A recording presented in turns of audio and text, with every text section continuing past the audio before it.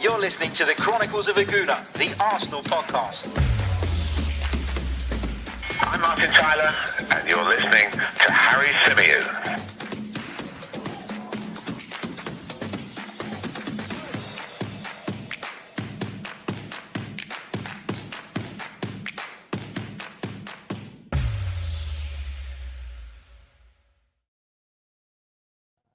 Hello and welcome back to the Chronicles of a Gooner, the Arsenal podcast, part of the 90 Min Football Network.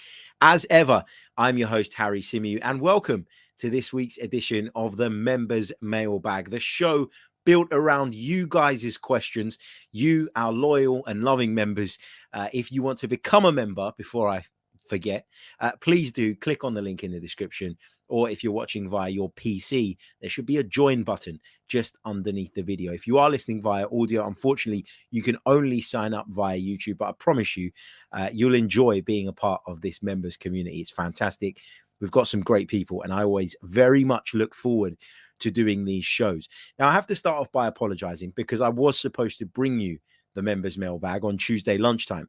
Unfortunately, I've been hit by a bit of a cold. Yep, again, another one, a sore throat, a cough, all the things that you don't want when you rely on your voice to bring the bread home. But it is what it is. Not feeling 100%, but I'm back and I'm looking very much forward to this podcast. Let's say a few hellos to some of you in the live chat box. Lots of regulars in here today. Big hello to Henry, to Steve, to Paul, to Maximus. Hope you're well, my friend. To Dalisu. Hope you are good as well, mate. Big hello to Junior Gunner. Emil Smith-Rowe is here. Apparently brilliant. Big hello to Justin. He says, good afternoon, Matt Tomo, with a Ukraine flag in there. Yes.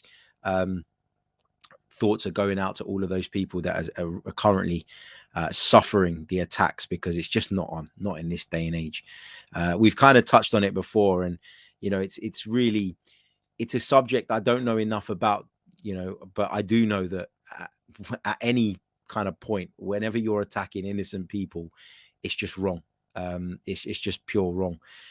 So we do send our wishes and love to everybody who's currently struggling, suffering, and fighting back. You know, everybody's with you. Everybody's thoughts are with you. Big hello to Matt. Steve says, my Marine broadcasting with man flu. Yeah, and you know, when you get man flu, right, it's like you're trying to explain to your other half what you feel like, and they just don't get it. Oh, it's just a cold, man up, blah, blah, blah. Man flu is so much worse than normal flu or a normal cold. It is horrible. And I have felt like shit, but you know, trying to get them to cut you some slack is not always as easy as it probably should be. Big hello to Brad, to Jid, to GB, to Jack, to Momin, to Manny. Hope you guys are all well. Okay, let's start working our way through the members mailbag. And there's some great questions in there, as always. A variety of questions, some about Arsenal in their current state, and some, of course, a little bit more sentimental, a little bit more historical, a little bit more hypothetical, which is great because it makes for a nice mix of questions. Let's start with this one from Trev, who says, Harry, 3 players you wish had pulled on the shirt for us. And Cristiano Ronaldo and Lionel Messi are both off the table. Okay. So 3 players I'd have loved to have seen play for the Arsenal. 3 players who I'd have wanted to see wearing the Arsenal kit, apart from Lionel Messi and Cristiano Ronaldo, that didn't. Now, I'm going to go down the whole sentimental route here. I'm going to go for players that, for me personally, were just unbelievable, and players that really captured my imagination as a youngster, falling in love with the game, as opposed to just the obvious names, right? So one of them that I'm going to start with is a striker, a centre forward who really played his best football in the Serie A, played for a number of clubs in the Serie A, Argentine international, the man they call Batigol. I mean, Gabriel Batistuta, for me, unbelievable forward. Really, honestly, such a good player. And he's one of those players for me that you can't help but love looking from the outside. And remember that Gabriel Batistuta, of course, scored goals against Arsenal And you're still kind of sitting there going, well, this guy's unbelievable. This guy is one of those players that for me is just, elite. I used to, the thing I used to love about Serie A, and the reason I kind of fell in love with that league is not just because of the actual football, but it's all the passion around it. It's all the history behind it. And people like Gabriel Batistuta, when they used to score goals, it felt like they'd won the World Cup. Like every goal was met with such incredible celebrations. And that passion, I don't think you get that in every player. So to see that from a player who was also so good, and just as a young striker myself at the time as well, he was a real inspiration. I'd have loved to have seen him wear the Arsenal shirt. So bear in mind, I'm not picking necessarily the best 3 players that Arsenal never signed, but I'm going for players that for me, just really captured my imagination. And Gabriel Batistuta is definitely up there. Another one is Paolo Maldini. And you'll get that there's a bit of a Serie A kind of theme developing here. But Paolo Maldini, for me, unbelievable defender who was not only incredibly comfortable at left back, but was incredibly comfortable at centre back as well. Anywhere on the left hand side, he was fantastic. He famously said, if you have to go to ground, then you've already messed up. A player who wanted to stay on his feet, who read the game so brilliantly.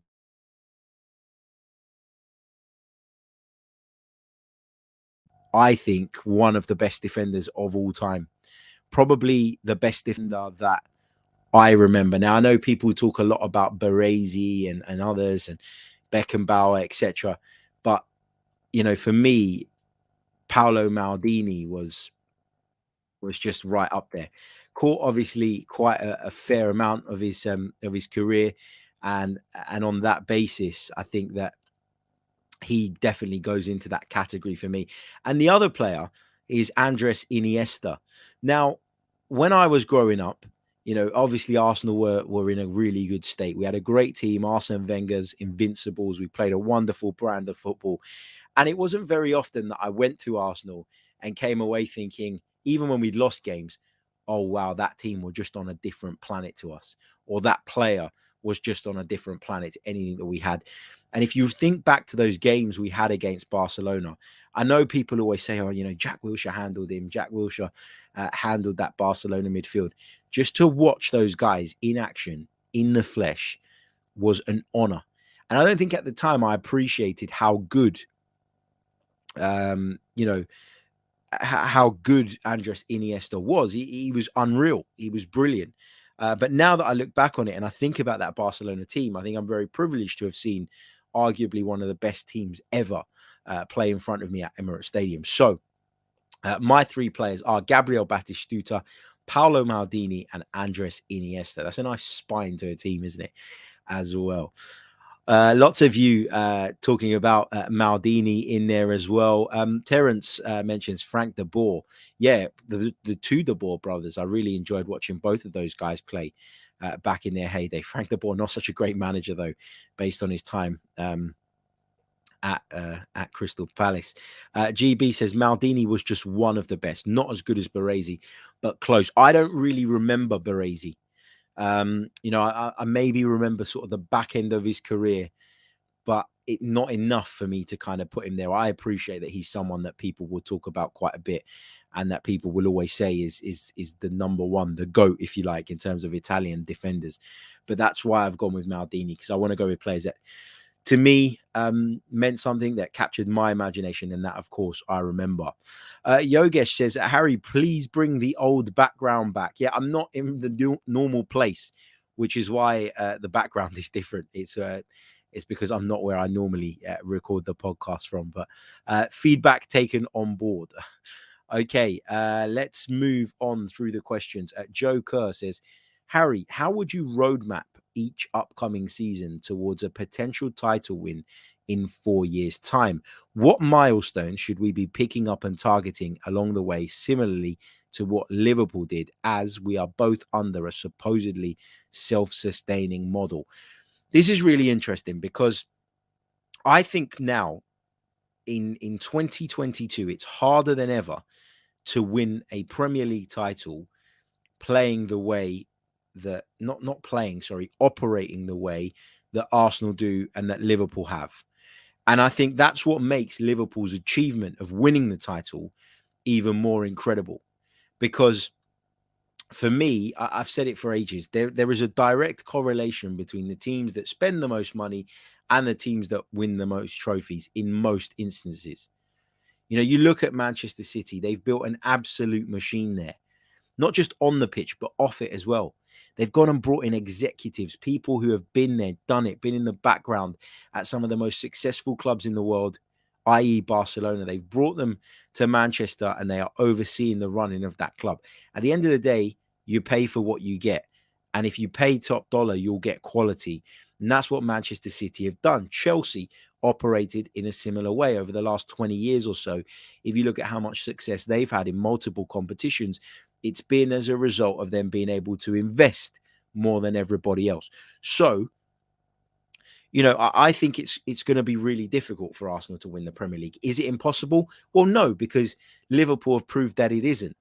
But I always say this to people as well, and Liverpool fans seem to get pissed off when I say this, and you know, the whole you've got an agenda against Liverpool thing comes out.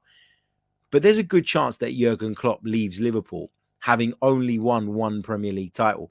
Now, would that be representative of what a good job he's done at the club? I don't think it would be. But, you know, there's not a great deal he can do about that because of Manchester City's superiority in the transfer market in terms of what they can spend. You know, Jurgen Klopp's a brilliant manager and he's managed to bridge that gap between Liverpool and Manchester City. But Pep Guardiola is also a brilliant manager as well.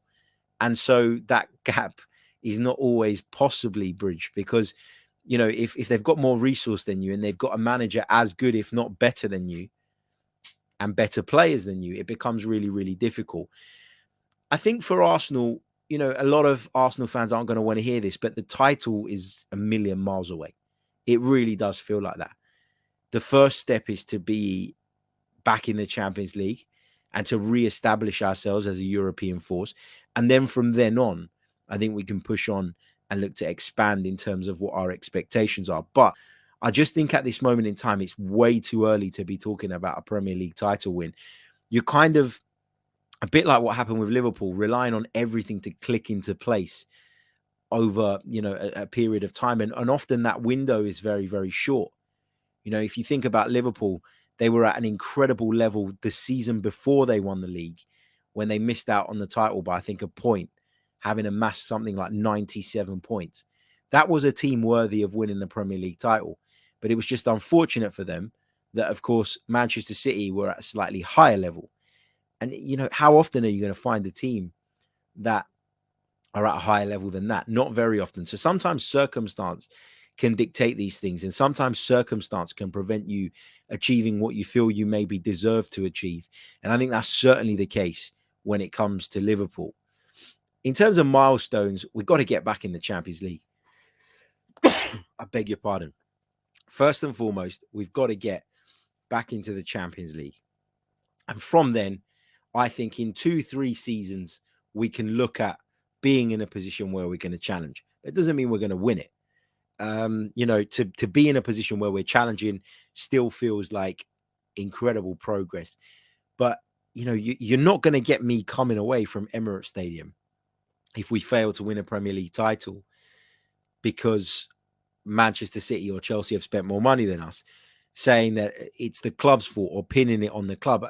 The chances of doing it with less resource are much lower than they ever have been. Like, I always have this argument with my dad. You know, my dad always says stuff like, Brian Clough won the European Cup twice with Nottingham Forest. What an achievement. And it is a wonderful achievement. And it's one that rightfully deserves its place in the history books. But that would never happen in 2022 because the footballing landscape has changed so dramatically. Because we're now in a place where finance and resource dictates the levels that you can achieve in most cases. There are anomalies to that. You know, you look at Leicester City when they won the league, but you're relying on every circumstance, everything to kind of fall your way. You look at, you know, Manchester City now, how superior they are in terms of resource and in terms of quality. You look at Chelsea, You feel like at any given point they can push up to that level. Manchester United throw shit tons of money at it, but haven't got the manager status and all that stuff right, which has been a problem for them. They've signed badly. I take it back to Liverpool, though, because Liverpool are a side who have hit unbelievable levels, but that has a shelf life. That particular squad of Jurgen Klopp's, no matter how much he wants to try and rebuild it, isn't going to last forever. And is he going to be able to rebuild it time and time again, given that he's got less resource than a City or Chelsea or a United? I don't think so. I think, as I said, there's a good chance Liverpool part ways with Jurgen Klopp and he's just got one title on the board, one league title, that is. And as I keep saying, that isn't representative of how good of a job he's done. It's the circumstances that need to be taken into account. But there'll be people out there who say Jurgen Klopp weren't that great. He only won one Premier League title. And this is the point. I've gone around the houses, but the point is that to achieve Premier League title success is so much harder when you're one of those sides with less resource than it's ever been. I don't think Arsenal win the league in the next 4 years unless the model under which the club operates changes dramatically. Unless Arsenal are going to pump money in where is needed. And maybe if we're in the Champions League regularly again, and maybe if we're right at the top and competing and maximizing the resources available to us, KSE will look at it and go, well, you know what, we're this close. So why not make that little bit more investment? And maybe we can get there. That would be amazing. But having said all of that, Arsenal are moving in the right direction. Arsenal, in my opinion, have adopted the right approach. Given the way we operate as a football club, given the model we have in place, this is the way to do it. Blood through youngsters, keep them all together, keep them all engaged, keep them all, as a unit, and then add some quality to kind of complement that core and that spine that we have at Arsenal Football Club now. And who knows? Football is football. Anything can happen. The old phrase goes, football's a funny old game. And I'm not saying it's impossible, but outside of becoming regular participants in the Champions League again, I'm not really looking that far forward. I'm not really looking at it and going, well, we have to be winning a title within 4 years, because I recognize how difficult that is. Is it what I want? No. I want Arsenal to be winning titles. I grew up watching Arsenal lift titles. So obviously I want that. Obviously it's what I want to see, but I'm also realistic enough to understand that there are clubs out there run by oligarchs. There are clubs out there backed by states, and they have much more resource, or at least willing to spend much more. And that makes it very, very difficult to compete. Okay, let's move on. PM1 Gooner says, why did you choose Arsenal? For me, growing up with a name like Murphy, I got a lot of anti-Irish digs, and a friend at school, Billy O'Shea, introduced me to Arsenal with all the Irish players. Yeah, of course, there's a huge and really strong Irish connection between Arsenal and fans because of, as you say, that history where there was a lot of Irish players within the group. For me, why did I choose Arsenal? Well, if I'm being completely honest, I had no choice whatsoever. My dad brainwashed me from a very, very young age. Obviously fell in love with the Arsenal, and it's been kind of on me to keep that going. And, the passion I feel for it today is something that you just kind of have, isn't it? But yeah, that's why for me, I was introduced to Arsenal at a very young age. I fell in love with football.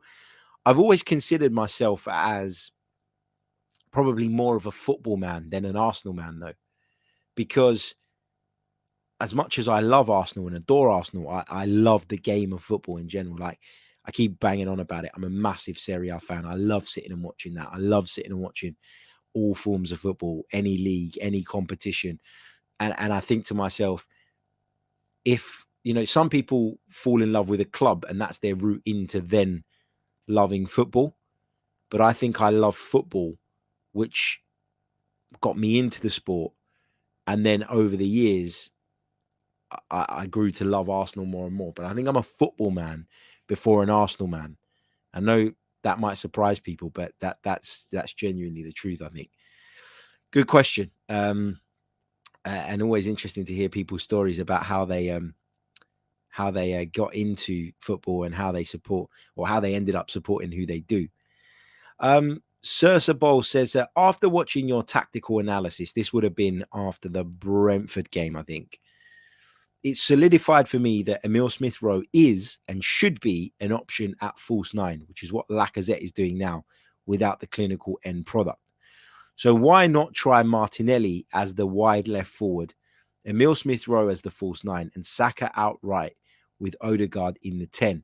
That leaves Pepe and Lacazette as options from the bench and Eddie as a last resort. I've spoken about this before. The idea of Emile Smith-Rowe playing as a false nine, it's not something I'm ruling out. It's not something I'm completely dismissive of. Everybody seems to point back to that time where we played Villarreal in the Europa League, Mikel Arteta beaten by Unai Emery, and the kind of one of the big issues that a lot of fans had was the decision to play Emile Smith-Rowe in that first leg as a false nine. It didn't work. But what I would say is that this Arsenal team is a much better, much more stable, and much more capable Arsenal side than the one that Emile Smith-Rowe played false nine in. Bukayo Saka's got better. Martin Odegaard's in the side, and he's playing at a really, really high level. There's a much better midfield structure behind those guys to facilitate that. We've got a much better defense. Overall, this is a much better Arsenal side than the one that Emile Smith-Rowe played false nine in at Villarreal. So I'm not going to say it's my go-to. I'm not going to say it's what I want to see, because I don't. I think that there are a number of reasons why Emile Smith-Rowe for me isn't quite cut out to be a false nine. I think physically it's a really demanding role. I think if you watch Lacazette and you watch the way he goes into tackles, is on the receiving end of tackles, you need to be quite robust. You need to be quite physical. You need to be quite durable in terms of people smashing into you. You need to be unselfish. You need to have a very certain skill set. And I think for me that Emile Smith-Rowe just has so much to offer from the wide position where he can pick up the ball in space. The key is space. You don't get space as a false nine. Often you're dropping into deeper positions to create space for others. Therefore, somebody like Emile Smith-Rowe, in my opinion, becomes a little bit redundant there. I want Emile Smith-Rowe to pick up the ball in wide areas, and I want Emile Smith-Rowe to, to be able to take people on, drift infield, and score goals the way he's been doing brilliantly this season. I just don't see how it works. Having said that, as I've said already, I'm not completely against the idea. I wouldn't mind seeing it again, but only if Lacazette's not available. Because for all the criticism and all the shit he gets, he is so important, Lacazette, to this Arsenal side. And he's so important to facilitating the creativity of others around him, and to facilitating the thriving, if you like, of the likes of Smith-Rowe, Odegaard, Martinelli, Saka, etc., etc. So I don't want to see ESR as a false nine unless it's a last resort. I've not completely dismissed the idea, because I do recognize the team that he'd be doing it in now is much better than the one that he did it in previously. But to me, it doesn't really make sense. I've got to be honest. That's just, my view. I think Laka is really important to this team, regardless of the fact that he's not as clinical as we'd all like him to be, and regardless of the fact that he doesn't score enough goals. He's key, and I don't think that ESR does that role anywhere near as well as Laka does, just because he's not cut out for it in terms of his skill set, in terms of his physical makeup. I just think it's a role in which he'd probably struggle. That's my opinion. Okay, let's take this one from Steve. Old badge or new badge? Old badge. Always the old badge, Steve. I don't like Arsenal's current badge. I feel like it looks like a cartoon. I'm a big fan of the old traditional cannons. I don't like the fact that they turned the cannon around in terms of the direction it points. There's a lot of reasons that I don't like, the current Arsenal badge, but always the old ones. Love the old ones. And I'm a big traditionalist. So, yeah, definitely would go back to the old ones if it were up to me. Okay, Billy says, if you could pick one midfielder out of Neves or Tielemans in the summer, who would it be? Interesting question. I beg your pardon. There it is, the cold catching up with me. Tielemans or Neves? It's a hard one, because it depends on what role you're asking them to play. Now, what we've seen in the last few weeks is we've seen the left-sided midfielder of the three play in a slightly different role. We've seen Xhaka push right up the pitch, press, and try to have an impact in the attacking third. We've seen him play a totally different role to what we were used to seeing him play, where he was sitting in front of the back four and often facilitating the likes of, Kieran Tierney to bomb further forward and giving people that freedom with his positional discipline. So I think that is something that you need to take in mind when thinking about this. I think Tielemans would give us more. I think Tielemans would give us more going forward. I think Tielemans is someone who could score goals, who could create assists. I think Ruben Neves, there's always been a lot made of like Ruben Neves' long range shooting and various other elements to his game. And I think all of them are great. Yeah. All of them are brilliant. All of those things are things that he's very, very good at and very well known for. But does he score enough goals? Does he contribute enough goals? Is that partly down to the role that he plays in that Wolves team? Probably. But I just think if you're looking for a player to play on the left of that midfield trio and do the role that Xhaka has been doing of late, where he's expected to get forward and he's expected to play much higher up the pitch, I think Tielemans is the better option. But if you're talking about as being part of a double midfield pivot like we would have seen maybe a few weeks and months ago, then Neves is the guy in that sense. So I think just based on where we seem to be going tactically, I'm going to lean towards Yuri Tielemans. Okay, let's take this question from Benjamin Noakes, who says, do you think some of Arteta's perception comes from him as a player of the club, as he's not seen as a legend, but a decent player? I think he's done some really good stuff as a manager in the sense he took over a squad that was a shambles. But do you think managers in general get sacked far too easily? As I said last week, I'm from Australia and our major sport is AFL, and coaches here last a long time, 10 years plus in some cases. The spotlight isn't nearly the same as managers in football, especially in Europe. Is this just a cultural thing?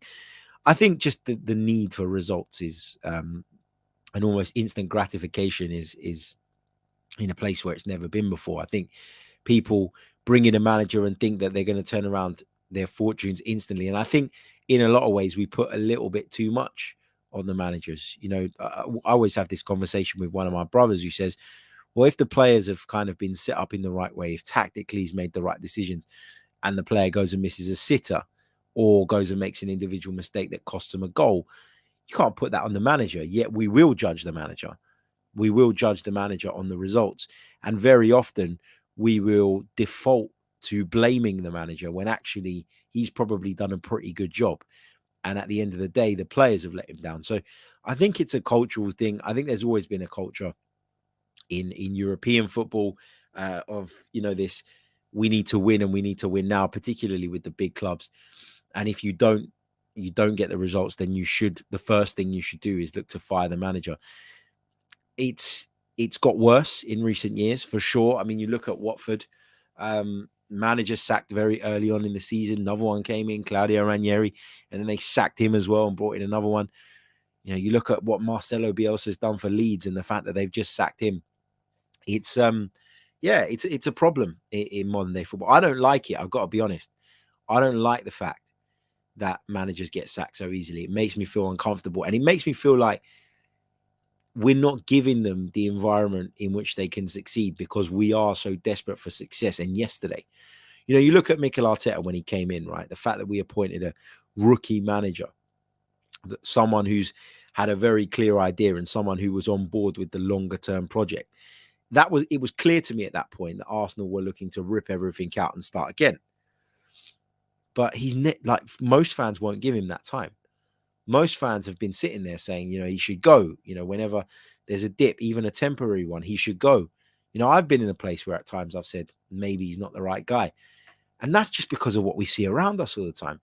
People getting sacked left, right, and center. People being outraged about performances and moments in games that were probably never in the manager's control in the first place.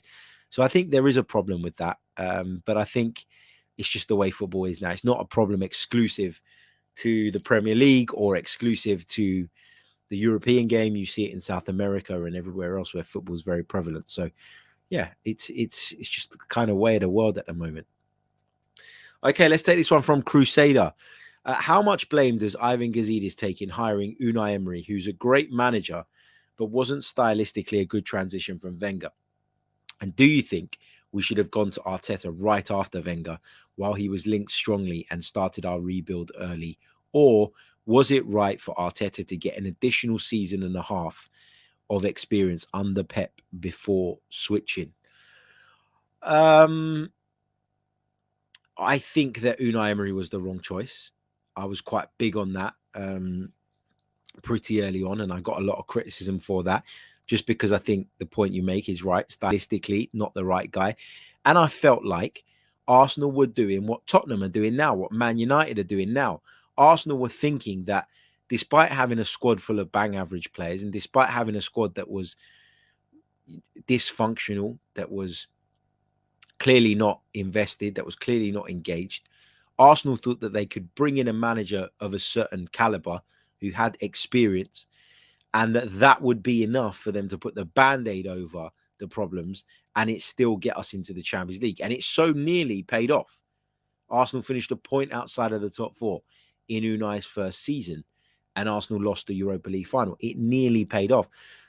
But actually, by the time it went south and by the time Unai Emery was eventually sacked, Arsenal had fallen further behind where they needed to be. Now, I don't have anything against Unai Emery. I didn't think he was the right man because I felt like we needed a rebuild. And I don't really see Unai Emery as that kind of guy. I don't think his philosophy is strong enough to oversee a rebuild. I think Unai Emery is someone who goes into clubs, the likes of Valencia, the likes of Villarreal, where the resource isn't amazing, but it's enough to be competitive. He focuses largely on cup competitions, hasn't had traditionally a good record in league competition. And I just think that Arsenal were banking on him getting this group over the line, and then that putting us in a place where we were in the Champions League again and then could look to the future. The fact he was appointed on a 2-year contract said from the beginning to all of us that this was not something Arsenal saw as a long-term solution. So we were wrong, in my opinion, to kick the can down the road and delay what needed to happen, which was this rebuild. By the time Arsene Wenger left, this squad, this group, this club, it was rotten to the core. So much needed to change. And because of a number of factors, i.e. maybe Unai not having it in him to rebuild, but also the structure at the club, which was a mess, and the fact that the club weren't willing to invest the kind of money they have been since Mikel Arteta's arrival, you have to say that, he didn't get the backing, but that's because I think the club never really believed in him. And then if you don't really believe in him, why'd you hire him in the first place? As far as we understand, Mikel was approached at that point, but decided he wasn't ready, or decided that it wasn't the right time, which is interesting because it says to me even more so that actually Emery was brought in as a stopgap, and we all know what happened there. Look, Emery didn't do everything badly. He gave opportunities to some young players. Martinelli in particular is someone who really thrived under Unai Emery, I think. And it's why we have such huge expectations of him today. So not everything was bad from Unai Emery, but he wasn't the man for a rebuild. And Arsenal needed a rebuild. Arsenal avoided the rebuild, thinking that they could get over the line by patching things up. The way Tottenham have been doing for 5 years now, the way Man United have been doing for a few years. So I think for me, it was wrong to hire him. It was wrong to avoid what needed to happen.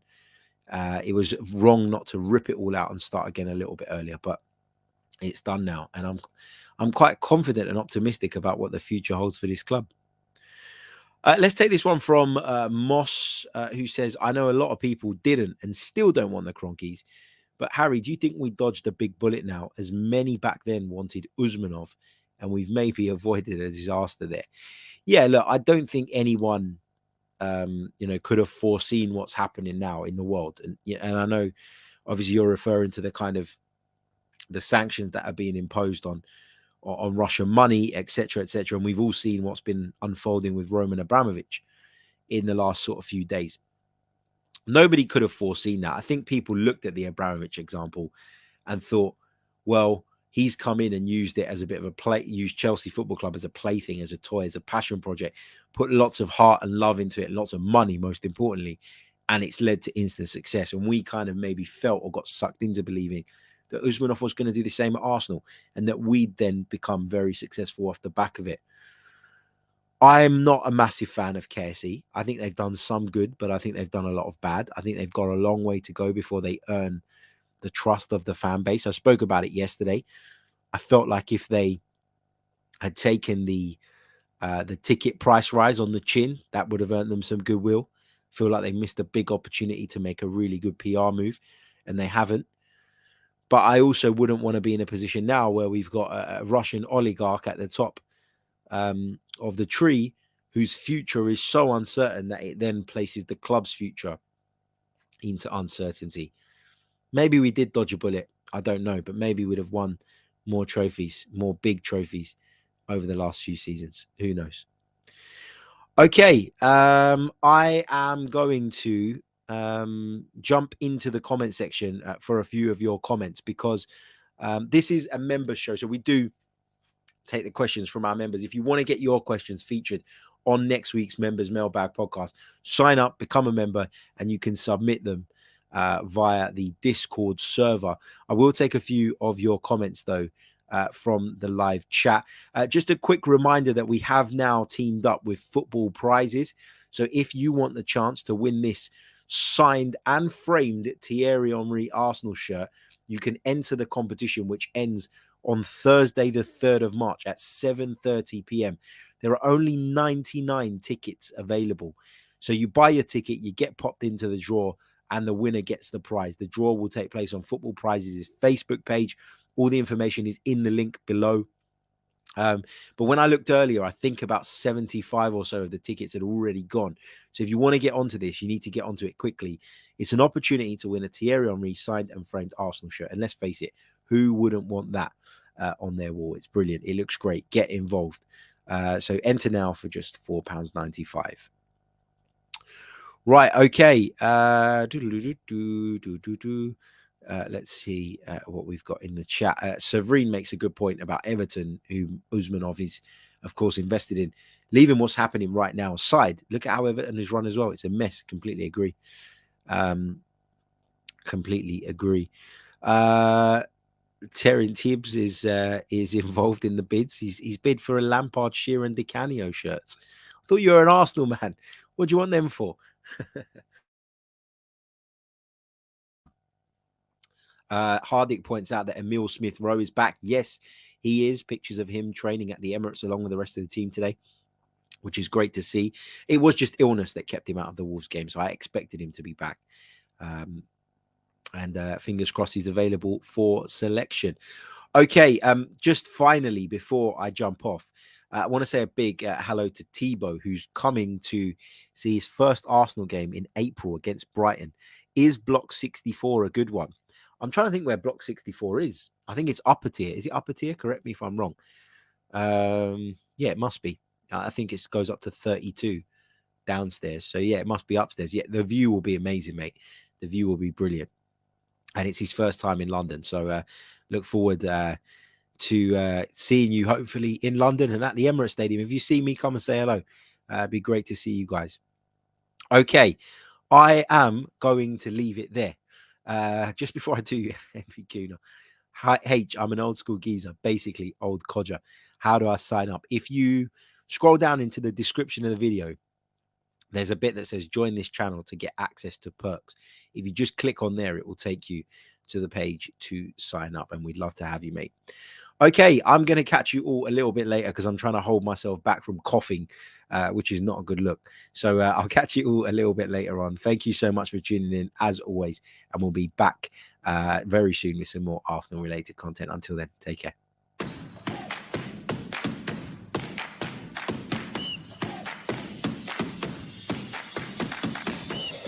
You're listening to the Chronicles of a Gooner, the Arsenal podcast. I'm Martin Tyler, and you're listening to Harry Symeou.